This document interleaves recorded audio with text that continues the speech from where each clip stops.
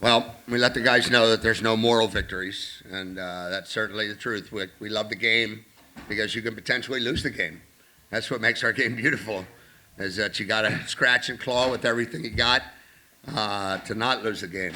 That being said, we got as close as we could tonight to that because we did scratch and claw for every inch that we had. We had moments when we gave them opportunities, and then moments when we recovered from that. Our defense, led by E-Man here, just unbelievable. Unbelievable. So many other people in this game today in his situation. He's got so many amazing days ahead of him. Don't play this game. They don't play this game. But the brotherhood that not only he feels from the rest of his team, but the brotherhood from his guys, brotherhood that he brings to his guys, I think that was what compelled him to keep going. And this guy, in a moment for such a young guy, and the offense to the beginning, we were moving the ball and we just couldn't get there to push that thing across the line or get it into field goal range and put us in a good shape. We'd shoot ourselves in the foot in a couple plays here and there. But what a performance by a young dude really making his first start. And here's what I'll tell you. These two guys, but really everybody in that locker room, like, you coach this game and you're a part of this game. I even think those of you who are media in this game, like, at the end of the day, you do this because you want to feel this. You want to see this. What happened with us was compelling. These guys could have gone a million other bad directions, and they didn't choose that. They chose to bind together. They chose to push forward. They chose to fight. They chose to put everything they had into this game. Louisville's a great football team. We needed to have everything we had for this game, and then maybe even a little bit more, a couple breaks go our way in that regard. But it does not lessen what happened in our locker room to that field, back to that locker room. And I'll just say this for me as an opening statement, and it may come out that I may not be able to get it out, but that was about 2 weeks that I was incredibly privileged to be able to stand in front of these guys and their teammates. Thanks, Coach. Any questions for the players now? Caleb, I mean, just how would you evaluate your performance today? Just what was what was the biggest thing you learned from this first start? It's a lot I learned.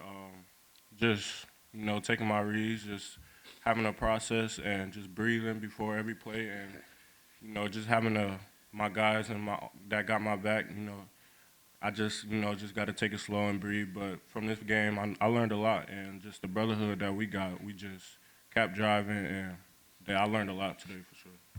Obviously, Coach Wiener, quarterback coach for you, Caleb, and the two of you, I'm sure, worked pretty closely all season long. I mean, just what has that relationship been like for you, especially in this game, and how did he kind of give you your confidence back, and especially after that early fumble? Man, this guy, he the best coach in the country, man.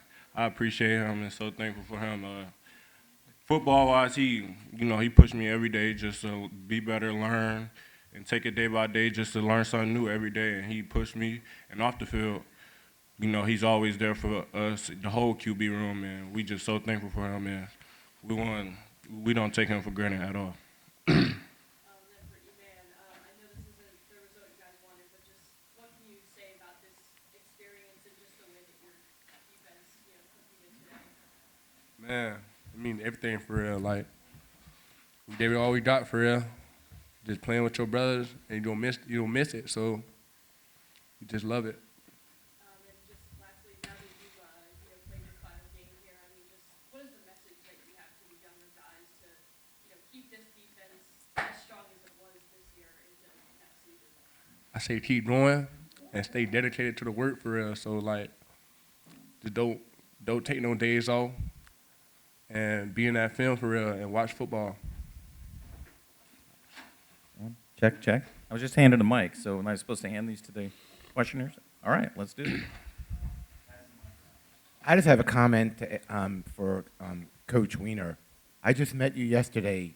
I've met you 4 times since yesterday, and you've only been the coach the head coach for 3 weeks, and really impressed. And I agree with your quarterback that like you're fantastic.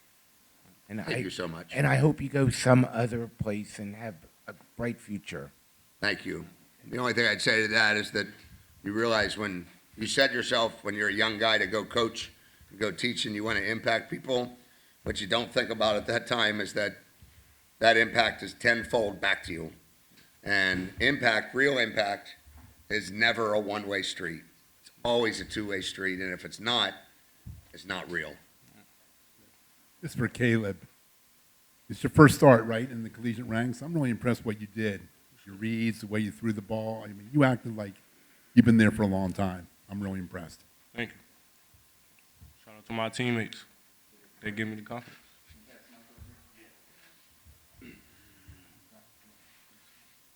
Thank you.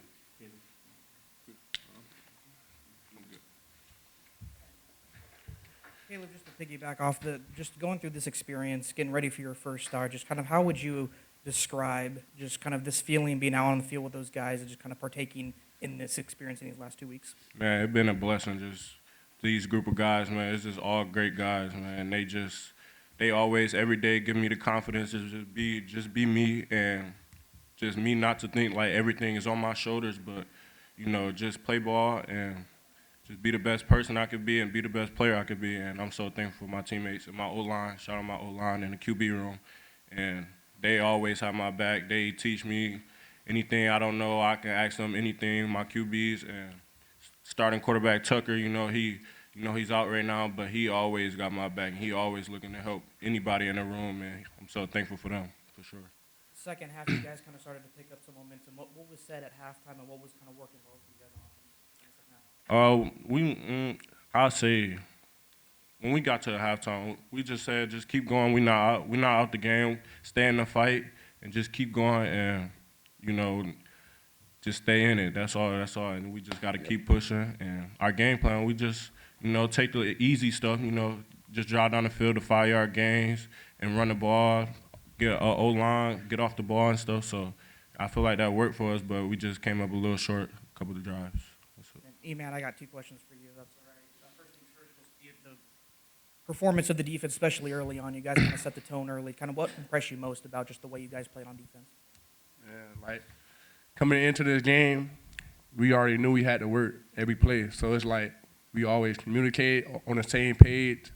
So coming in this game, we made it like a goal for ourselves, just be all unique, be all on the same page, and ain't nothing wrong with over communicating. You feel me? So we were just doing that on the field and making plays. And obviously, you still got the jersey on, but this is your final time wearing that Toledo uniform. What's the biggest thing you're going to remember most about this program and about this team? The brotherhood and the family, for real. Like, I came here for real, not knowing nothing for real. So it's like my teammate, they just brought a different side of me out. Like when I came here, I was quiet. This is a quiet guy now. My teammate got me outgoing, try to be a leader, talk to them. So it means everything for real. Coach, you said it was unexpected for you to be in the role that you're currently in, but I'm curious what you've learned about yourself over the past 2 weeks. I appreciate that question. I think maybe even more than what I've learned is that there's been some things illuminated that I think have been maybe latent for a few years. And the opportunity to stand in front of a young man, I think the real opportunity there was to make an individual connection. Because I think when you make an individual connection, I think the collective will follow. Because I believe in thinking globally and acting locally, meaning that acting locally one individual at a time. And in a 2-week period, I had over 60 of our 110 players come in my office for individual meetings. And I told them that if I was in another meeting or an offensive meeting or whatever, that doesn't matter. Come get me. You come first. And I think what I really learned was not about myself. I think what I really learned was about these young men, like what an incredible situation they were put in. Like they were put in a situation where immediately they had to think about what was next for them. What was next for them? I mean, there was no there was no collective in that moment. It was what was next for them. And that next day, we came back into the room and we talked for a couple minutes, and collectively they made a decision that it was not going to go in a way in which other people were going to go in a million different directions. So I think what they really did was, I think what's difficult in the rest of the world is that they put situation and circumstance aside and got to the heart of the matter, because it is the heart that matters more. And they were able to tap into a love that they had for one another that the situation provided for them rather than divided them. And I could not be more inspired than watching a group of young men. So I guess the question you asked was about me. I guess the answer was that I am still, even at my aging years, I am still able to be moved profoundly and be inspired by the young people around us, and particularly those 110 young people that I had in front of me for 2 weeks. And despite all the coaching changes, you guys still leaned on the run heavily. Did anything feel differently on your end as far as game planning as compared to past weeks? Well, a lot was different. And, I think, Jason Candle is the most amazing coach that I've been around, obviously, in my college years, but he set a standard for this team of excellence for 17 years and 10 years as a head coach, and so I think, part of that was us just carrying that out. But I think the second part of is that you have to bring your own personality to bear. And I'm not talking about me. I'm talking about our staff got stretched thin. We had our linebacker, who was the starting linebacker for us last year, who was our linebacker coach in this game and partially calling the defense. We had our safeties coach, who was kind of a swingman, calling the defensive backfield. We had LaTroy, who was our defensive line coach, steadfast in what he was doing, right? And then our GAs on that side, carrying extra weight. On the offensive side, Max Ray called the game. Max Ray, with our offensive staff of Derek Sage and R.J. Fleming and Nate Cole, created the game plan. And honestly, despite the fact that we didn't score in the first half, we were moving the ball. He did an amazing job. That's a superstar, not only as a coach, but as a player.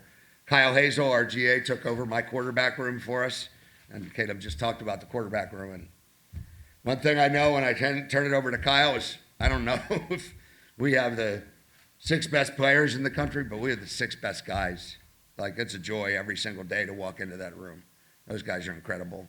And Caleb was just following through with what he's been taught by Tucker and John Allen before him and the other guys that are in the room. Final question from me. I know you said there's no such thing as moral victories, but how were you able to mentally prepare yourself for a role like this, it coming so sudden, and get your guys to perform and buy in the way they have over the past 2 weeks? I think my part of the preparation, I walked into that first meeting and I stumbled through my words for the first 2 minutes, and then my instincts of what I did for 16 years at high school, kicked in. And I'll be honest, I don't know that there's much difference. We have high school coaches out there that do such an amazing job, and that immediately kicked in the second half of that first meeting, and and then was just able to roll it for that. So I think there's really only 2 things that can prepare you for that: one, previous experience, and number 2, being able to watch Jason Kendall for 6 years. And I saw how it was done. I saw how game day was done. I saw how culture was done. And I think that's how I was prepared for it. Rob, in terms of the game, two-parter, sorry. Penalties, obviously, I know, probably frustrated on your part. Anything you saw specifically? And then 2, obviously, talk about the fight in the second half that your team showed. What I thought about what in the second The half? fight that your team showed. Yeah, I think the penalties, it's been something that's plagued us all year. I think sometimes if you really were looking to some statistics, some of the best teams are actually highly penalized because some of these teams play really, really hard, and sometimes the borderline between when that whistle's blown and it becomes blurred a little bit. But they like those weren't the penalties that hurt us. They were kind of pre-snap and procedural penalties and things like that. And I do think a little bit of like everything that we shifted and moved a little bit, it didn't help with operation, and we had a little bit of problem with operation and practice. Cleaned it up the last couple days, and we're able to be better at that. But when it gets stretched like that, there's going to be a few things that get exposed, and those couple things did. And at the end of the day, that rests with the head coach. Like none of those guys. Like that's on me, making sure that every single detail is attended to. You mentioned obviously just everything that these players, these coaches have been through for these last 2 weeks. What do you feel like the preparation and this performance today kind of shows about Toledo and the program moving forward?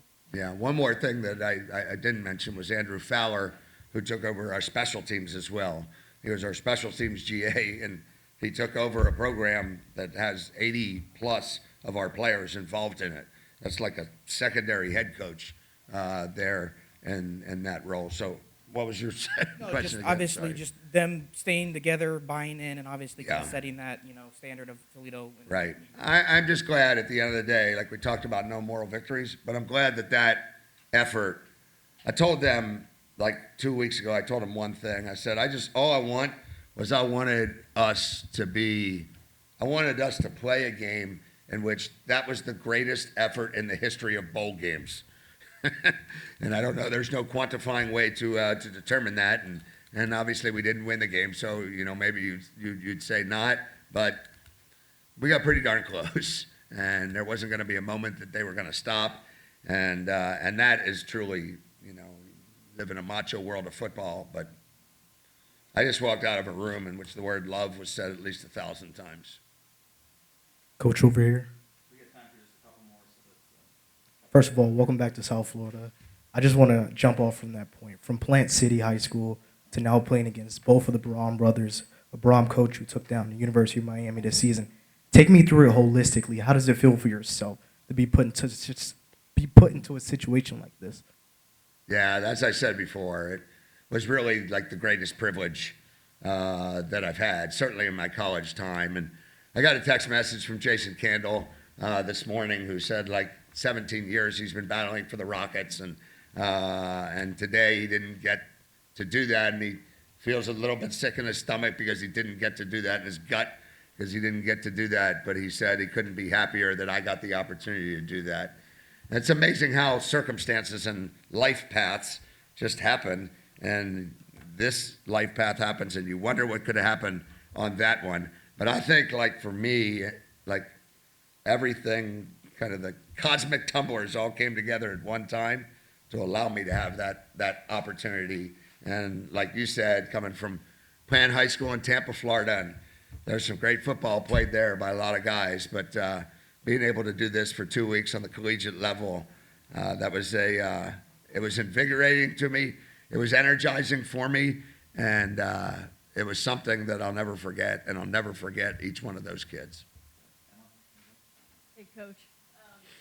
It's not at every program where you, as a quarterback's coach, get to have, as close of a relationship as you do with a third-string guy.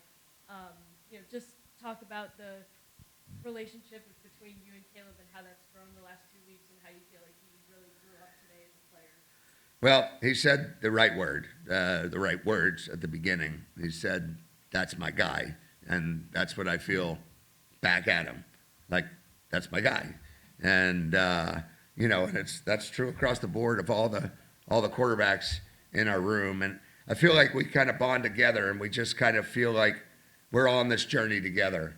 And I've told them a quote that I wrote for myself when I came to the University of Toledo when I decided to leave Plant High School, that said, "An honest man on a genuine journey will always end up where he's supposed to be." An honest man on a genuine journey will always end up where he's supposed to be. And I talked to Caleb, and I said, somehow, like, here he was in Detroit, and, there was another star that was brighter there, but Caleb was the one that kept putting up numbers and putting up numbers and putting up numbers. And I went to watch him, and I said, this guy is the steal of that class. like he might be the best player in the nation in that class. And he was loyal to his coach, Chris Farr, who like operated as a second father to him. This wonderful mother raised a child with a golden heart. And I think at the end of the day, we look at football, and here's the confidence that we had to shake in Caleb was we had a bad practice about 3 days ago, and it's just some of the stuff you saw today, you know. But Caleb started hanging his head, and I'm like, not going down that way, right? Not going to happen that way. Because the one thing that Caleb feels deeper is that he never wants to let anybody down. And he felt like he was at that moment. And I'm like, man, you're the quarterback. You have the football in your hands every play. You're gonna do good. You're gonna do poorly. So you got to pick your head up. Never put your head down. And this guy, as I said, from his mom and his coach, one of the finest human beings I've ever met. Thanks a lot, Coach. Thank you.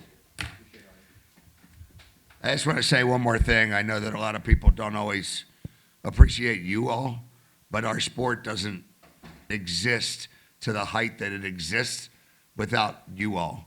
And we've appreciated people every single day in our program. And I know sometimes that gets kind of conflicting with all of you guys, but I just want to say, for me, I got to do it for 2 weeks, so I'm going to say it one time. I thank you all, too, for what you do for these young people that makes them what they are.